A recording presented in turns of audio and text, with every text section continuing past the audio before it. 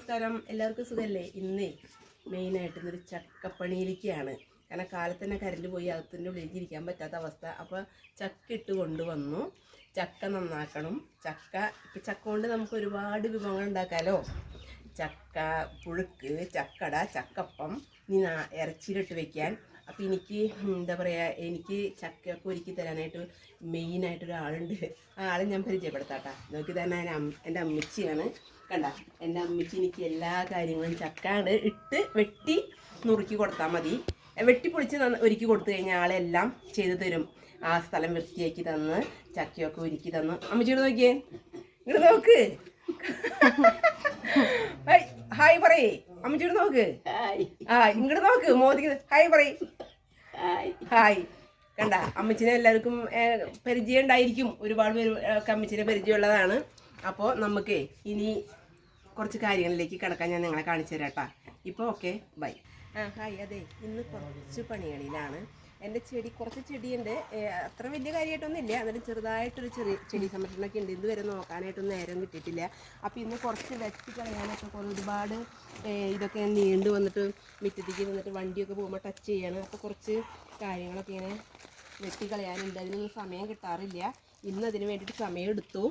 നിങ്ങൾക്ക് ചെടികളൊക്കെ കുറേ ഉണ്ടാവുമെന്ന് വിചാരിക്കുന്നു. എനിക്ക് അത്ര വലിയ കളക്ഷനൊന്നും ഇല്ല കേട്ടോ. ചെറുതായിട്ടാണ് എല്ലാ കാര്യങ്ങളും.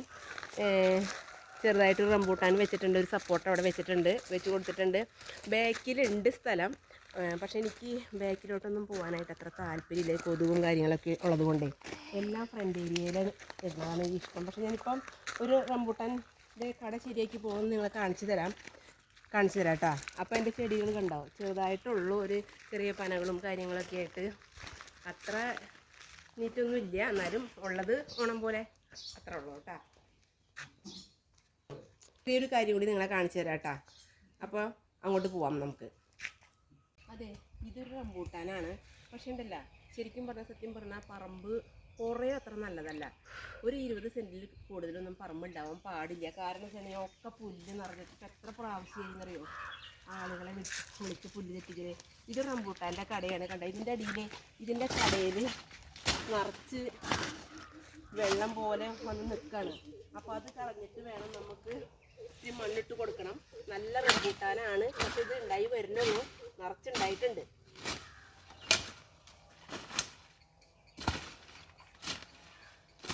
കുറച്ച് പണികളൊക്കെ ഇന്നത്തെ ദിവസമാണ് ചെയ്യാൻ ആയിട്ടൊരു മൂഡ് തോന്നിയത്, ഒഴിവുണ്ടായുള്ളൂ.